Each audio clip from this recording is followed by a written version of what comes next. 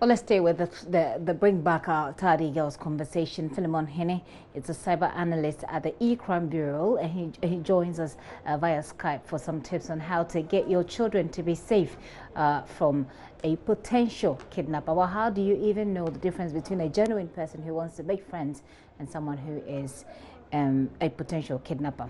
Mr. Hene, thank you very much for your time this afternoon here on The Pulse. Thank you very much. Well, let me start by asking you if there are any cyber tips, specific cyber tips that you can share about how to differentiate between someone who genuinely wants to just hook up, be friends, network, and someone who could be a potential kidnapper. Thank you very much.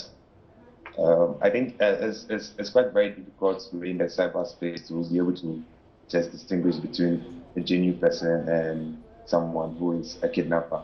But at least there are some best practices that we can put in place to ensure that you are safe once using the cyberspace. I think at this moment, one thing that we have to be very careful about is offers from strangers. So when you're online and you receive requests, a friend request, that they have a job for you or they want to train you, yes, you can accept it very careful, how the conversation go, and especially to children. Parents have to ensure that they are activities.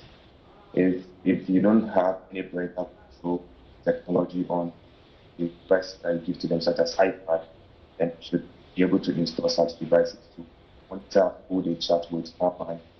And again, people to ensure they have privacy settings.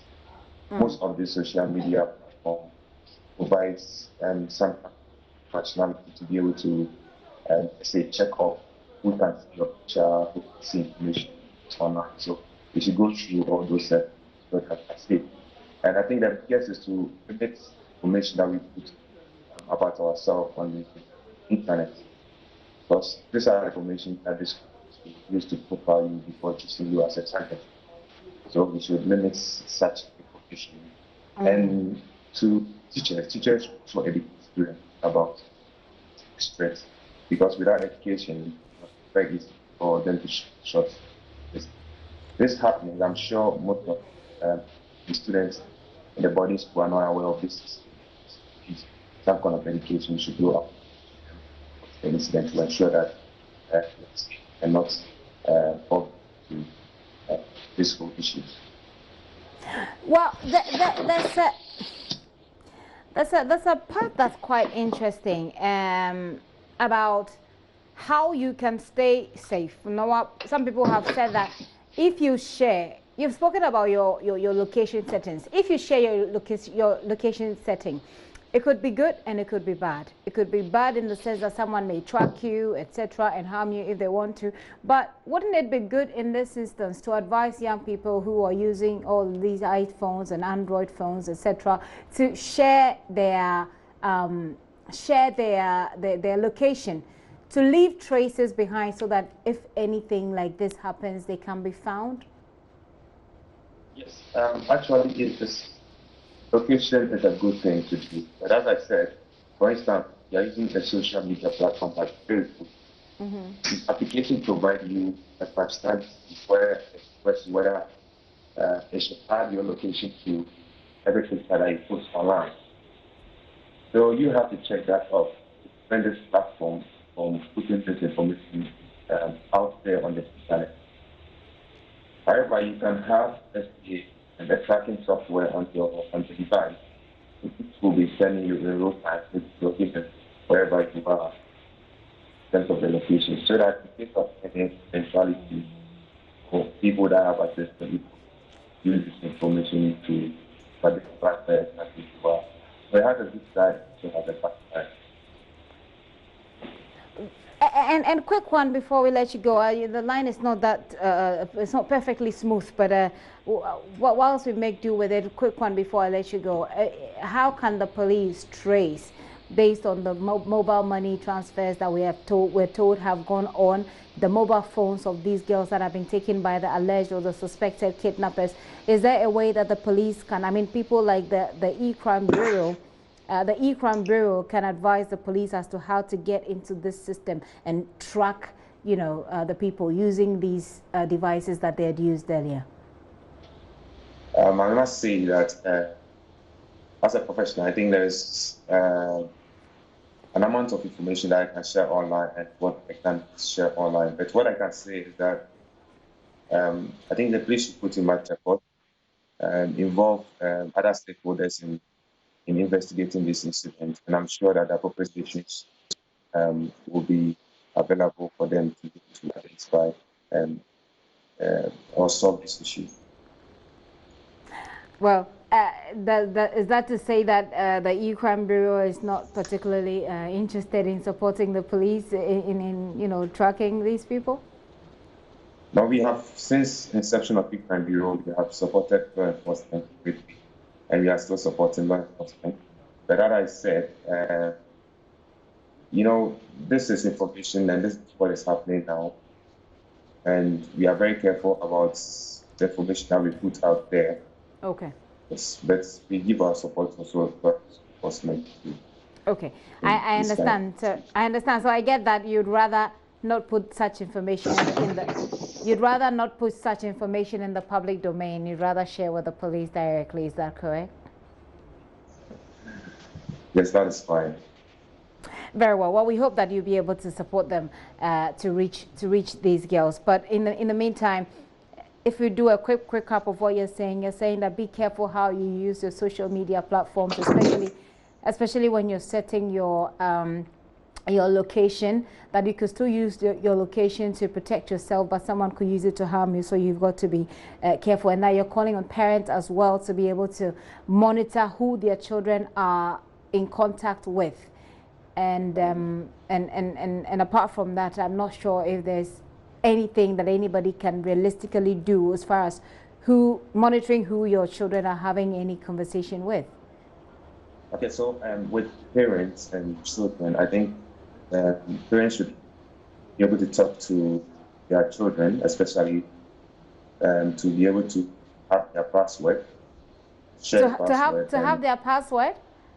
Yes. Why is there a way to hack in the system and have access to your children's password? Because they will so not give it to you, and if you have access to the password, there's so many times that they can change and Yeah, I think with this situation, you should be able to talk to the kids for you to be able to convince them and get into their devices and monitor who they are chatting with and be able to guide them. So I think you can use this means approach, or you can have a software installed on their devices where it will enable you to monitor the activity in real time.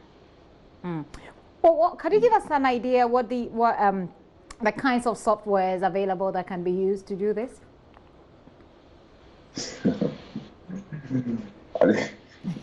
I mean that should be easy. I mean that should be easy. I mean in the public interest, so parents can know. And I mean these will be available on I'm sure Play Store. You can share some of the common ones with us so parents can be advised.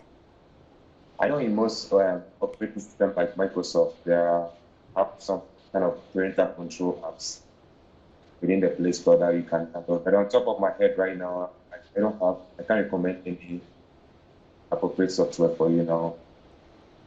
Very well. I get it, and I get the drill of the conversation. But we'll say very big thanks to you. Unless you have any final words to share with our viewers, I'm done.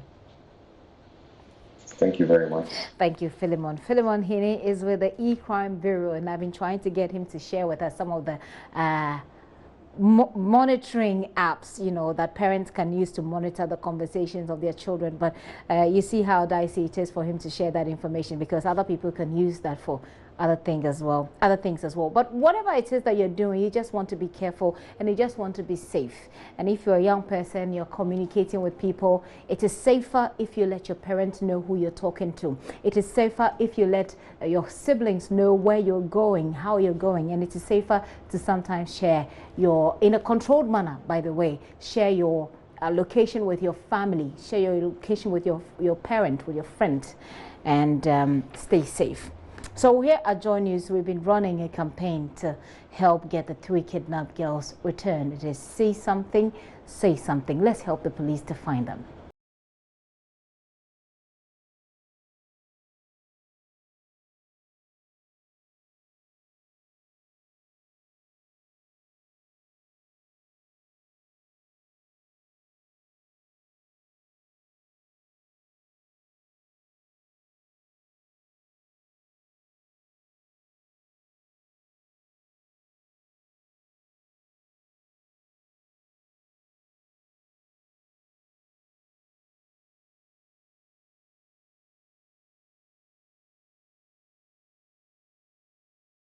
There's a lot of emotions going around.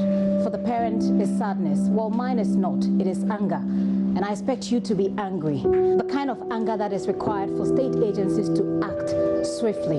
In the meantime, we're still looking for the girls.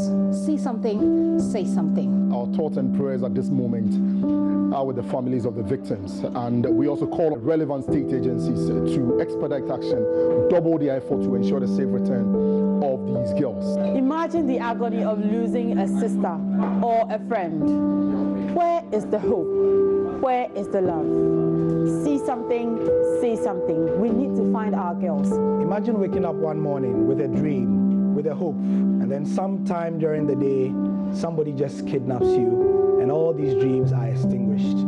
This is what has happened to 3 young girls in the Sekedi Takoradi metropolis. Their families are agonizing, their communities are distraught, and the nation is seriously looking for them. We need your help. If you see something, say something. Bring back our tardy girls. Bring back our tardy girls. Bring back our tardy girls. Bring back our tardy girls.